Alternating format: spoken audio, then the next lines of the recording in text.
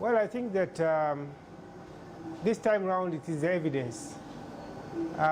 Corruption in Parliament is very collaborated. There is too much collaboration, so you cannot easily fight that corruption if you do not have the evidence. I think he has been aware there is corruption, but because of the nature and the sophistication in the collaboration, it was not very easy to go down on anyone. And being the Museveni and the way he operates, we don't want to attack before he is really convinced he has got some people.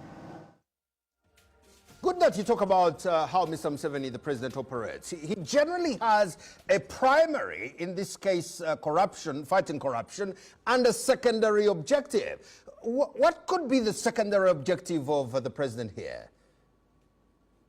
Well, the secondary objective is to demonstrate that he's doing something. I mean, Parliament has not been in a good light, both locally and internationally. With the sanctions on the Speaker, with all the allegations of corruption, and the President intervening and trying to talk to the British government, what's going on, and their arguments that these people are corrupt, I think there is need to demonstrate that some action is being taken. And if you have evidence on such cases, it will be very important. But most importantly also is that corruption in Parliament is happening at a very strategic unit of government, and it can be very dangerous.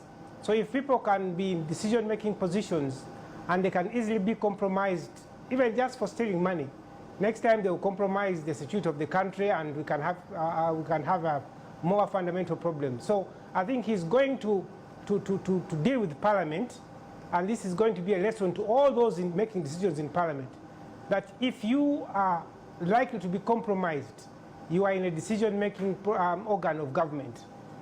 Stealing money in Parliament is not stealing money of a road. You can steal the entire budget of Kampala and the president will not be alarmed. But if you occupy a decision-making position like Parliament, I think when he gets the evidence, he has to go for you seriously. Henry, I think it's about 3 or 5 minutes ago we were doing a story here on the fact that there is tension at Parliament, tension in Kibuli, tension all over the place. What do we read from this tension at Parliament, and now that we hear that even some MPs might not attend Kololo for fear of the obvious? What do we read out of this tension? I think the people he has got are people who were either the front runners or the agents of the whole scheme.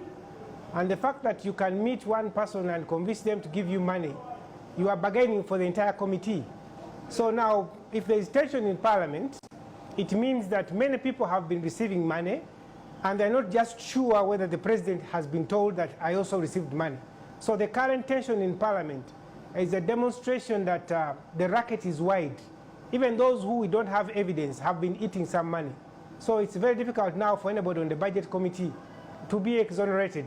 We may not have the evidence, but in the court of public opinion and in the court of serious political analysis, you are implicated.